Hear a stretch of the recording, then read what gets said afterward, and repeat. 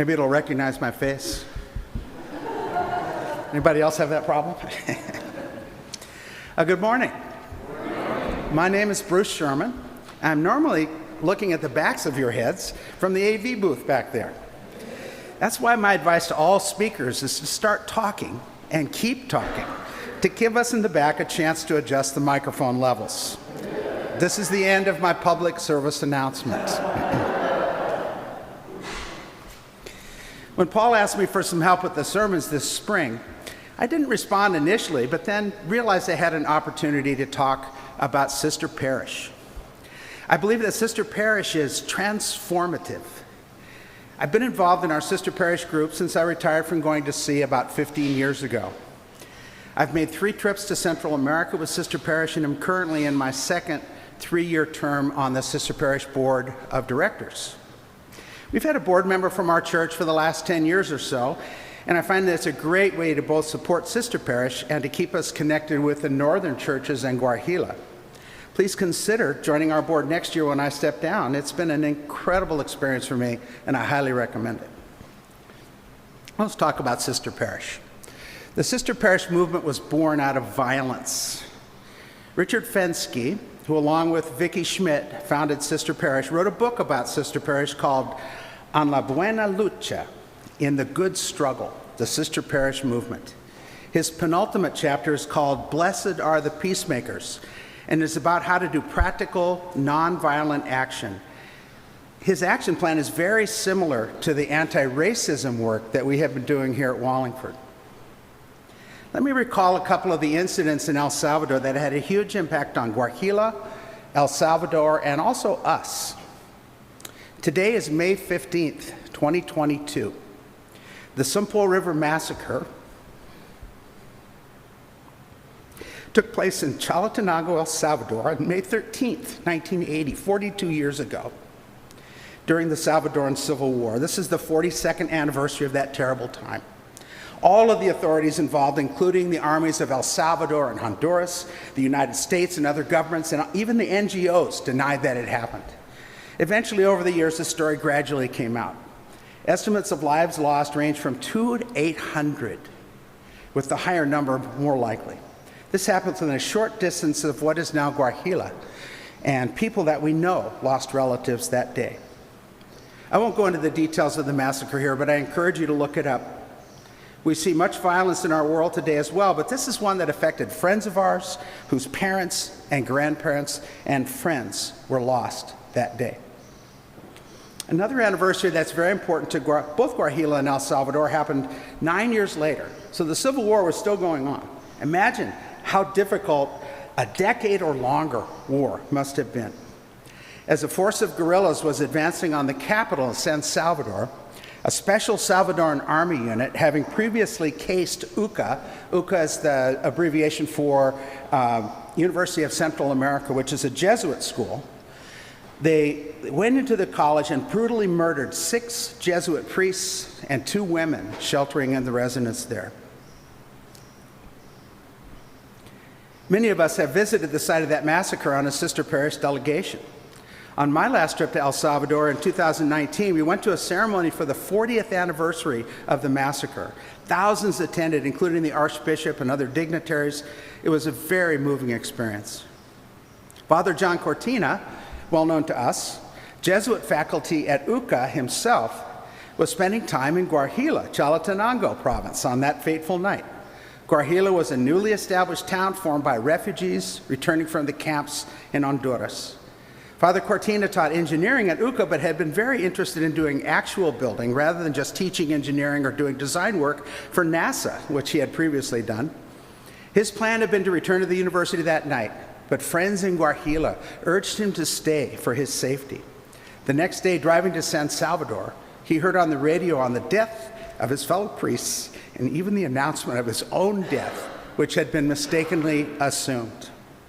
He returned to Guajira and never lived at UCA again, but devoted himself to the building of Guajira. He was instrumental in the water system, building and designing houses. He even designed the nearby highway bridge across the Rio Lumpa. Many in our congregation have met Father John, although he died before I visited Guajira.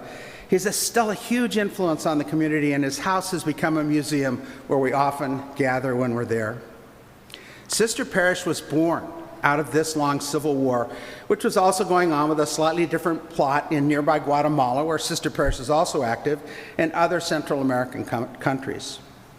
Richard Fensky and Vicki Schmidt asked the question, how can we in the United States make a difference in the lives of those who are now rebuilding their country from the ground up? Richard was a Lutheran minister living in Nicaragua and later Guatemala, struggling in real time to figure out how he and others could help. Richard and his wife Barbara were living in a slum perched on the edge of a dump in Guatemala City. They helped establish a craft collective now called Upavim, which was one of the first sister parish communities. Richard, now called Ricardo, had a couple of different immersion experiences. Remember that word, immersion experiences, that brought him and his wife to Guatemala. Many of us have had immersion experiences. Getting saved at summer camp was the first one I can remember. Anybody else? And I have a friend who claims he walked down the aisle at revival meetings 7 times while growing up, so he probably has the record. I've done therapy immersion experiences, and if any of you have been on sister parish trips, you have been through an immersion experience. Delegation trips are designed to create the opportunity for you to change. Having seen the results among our young people and not so young people after a trip to El Salvador, I can assure you that it is working well. Let me take a few minutes to review some of the ideas that Ricardo writes about in his book, On la Buena Lucha, In the Good Struggle. Richard met Vicki Schmidt at a conference in Miami, a social ministries conference. At the time, he was experimenting with a sistering model linking 2 communities. Vicki soon joined Richard in creating the sister parish model and establishing a long-lived organization in Central America. Richard was the first sister parish director and lived in Guatemala City. For the delegation trips, they decided that stays at homes, orientation in the capital, and reflection time every day were each important in setting the tone for a delegation. The goal in plunging into the difficult human conditions we see in Central America was transformation in the person and in the life of the congregation from which they came. We have certainly seen those changes in the more than 75 adults and young people who have gone to Guajira with Sister Parish from this congregation. Especially among the younger people, these trips have had a dramatic influence on their future lives. So, compassion is the grounding force and idea in Sister Parish's theological base. Compassion is to hear, feel, and bear the suffering of another. Most people live in less than human conditions. This dehumanization calls on compassionate people to join the struggle for liberation. The Sister Parish immersion arouses this compassion. We realize that we're not going to fix things, nor is our goal to change the people we meet, although both they and us change in this process. Now, most missionary effort uses the charity model, where we, richer and wiser, bring goods and knowledge to the poor indigenous people. We do not use this charity model. Rather, Sister Parish seeks solidarity with our linkage friends, where we walk together and learn from one another. We share our realities and strategies for confronting the dominant culture. We hold each other accountable, and we enjoy our friendships. The Sister Parish model includes, as mentioned earlier, homestays, orientation in the capital, and reflection time each day. These are designed to create in each delegate a deep and personal spiritual crisis, a plunge into tragic human conditions of long standing. Transformation in the person and in the life of the congregation is the goal. So both sides in our sistering relationship are people of faith. The most important aspect of this faith is the faith that the other party is approaching our relationship with a genuine goal of creating a new and better future. Both sides are open to this unlikely relationship. So in our sistering relationship, disillusion is replaced by hope. Discontent is replaced with optimism. Isolation is changed into community. Lack of purpose into focused commitment. And transformation comes to the individual and the congregation. The ultimate goal of Sister Parish? Peacemaking. Sister Parish was born during conflict and war. Peace is our goal. Ricardo also talks about the dominant culture. Our dominant culture is characterized by an economics of greed, by political numbness, and by a captive God who lines up with current cultural values. Latin America is a classic example of dominant culture's evil. As Ricardo points out, this is maybe my favorite line in his whole book. Our Marines spent so much time in Cuba and Nicaragua in the past 150 years that baseball became the national sport of both countries. Yeah. There's a long and dirty laundry list of our intervention in Central America with our money, our military, and our culture. It is not a pretty list. The problems in Latin America are inextricably linked with Spanish and U.S. colonialism. The dehumanizing force of evil manifested in our society and in the world has many characteristics. Ask yourself if our institutions exude compassion or numbness, honesty or dishonesty, integrity or duplicity, humanization or dehumanization, openness, secrecy, generosity or greed, life or death. It's become clear in the past few years that the evil of the dominant culture is not only exported to influence other countries, but that evil is hard at work here, right in our own country. I think of right-wing evangelicals who are motivated by wealth and political influence.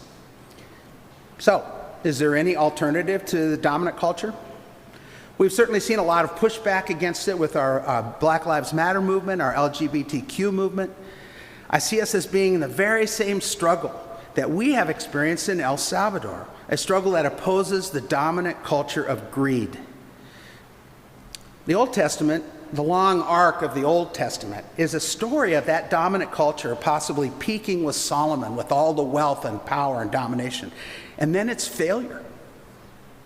This was followed by the renewal that we see in the prophets. So much about our lives and culture is cyclical, and no culture exists without change. No culture is immortal. Richard Fenske describes an alternate culture. He said, there must be something other than Western-style democracy and liberal capitalism that will include all people in the good life. Freeing the oppressed from their poverty requires more than blaming them for the economic problems and then cutting them off. It requires a new way of looking at the world. In the alternate culture, instead of economics as greed, we have economics of equality. In the memorial passage from Deuteronomy, there shall be no poor among us. We had a lesson recently about manna in the desert. This is a beautiful example of economic equality. No matter how much was gathered, each person had just the amount that they needed. Then the politics of compassion replaces political numbness. The politics of compassion asks us to neighbor, used as a verb, the people around us. The Good Samaritan neighbored the stranger. The words from a Charles Wesley hymn seem appropriate here. Love divine, all loves excelling, joy of heaven to earth come down. Fix us in thy humble dwelling, all thy faithful mercies crown. Jesus, thou art all compassion, pure unbounded love thou art. Visit us with thy salvation, enter every trembling heart. Fenske argues that God is compassion. Jesus is compassion. We are to be compassion. Our culture is to be compassion. Impossible? And la buena lucha. That is our good struggle. A captive God is replaced by a God who does not wear the face of the dominant culture, called by Fenske a free God. We don't have to look very far to find the captive God here in the United States. Who knew that God loved money and hated women and the poor? All of this leads us to the nuts and bolts of compassion. How do we do that? What does it look like? The idea of redemptive compassion is an important idea in his book. Redemptive compassion is appropriate and important here. Compassion is the holding, nurturing, protecting of life, much as a mother or a parent would do for a child. Redemption is deliverance, freedom, and the fulfilled promise of well-being. Fenske says, redemptive compassion is the essential component in the authentic community. Compassion nurtures, but it also lets go. It lives at the junction of interdependence and dependence. It uses the dynamic between individualism and community. Walter Brueggemann, in his book, The Prophetic Imagination, says that the alternate culture is the gathering of people to, quote, nourish, nurture, and evoke a consciousness and perception alternative to the consciousness and perception of the dominant culture around us. This is a goal of Sister Parish. So if you've gone on a delegation with Sister Parish, you might have experienced this path and reactions to it. Let me review some of the reactions and actions that you might have felt both during and after participating in a delegation. When you first visit El Salvador, you likely feel compassion or at least pity. Many of us have not seen third world conditions or have not experienced a big Latin American city with its very different economics and living conditions. In the second stage, you might start looking at, well, what are the root causes for this poverty?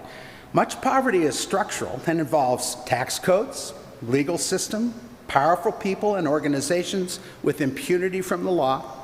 Includes other structural elements like racism, sexism, inept welfare systems, power, and corruption.